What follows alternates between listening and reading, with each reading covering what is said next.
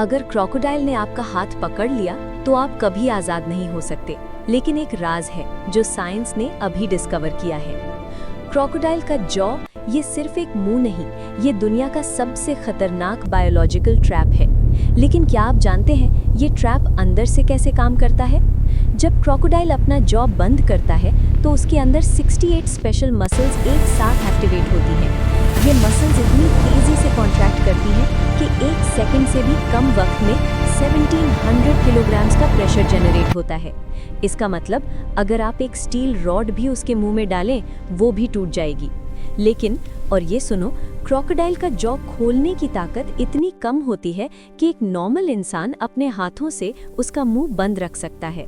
हाँ, अंदर से इतनी ताकत, बाहर से इतनी कमजोरी, ये क्रोकोडाइल का सबसे बड़ा राज है। उसकी जॉ क्लोजिंग मसल्स एवोल्यूशन ने इतनी मजबूत बनाई हैं कि कोई भी प्रे एस्केप नहीं कर सकता।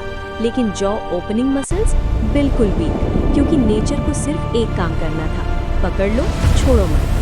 तो अगली बार जब आप क्रोकोडाइल देखें, याद रखें वो मुंह नहीं, वो एक बायोलॉजिकल इंजीनियरिंग मास्टरपीस है।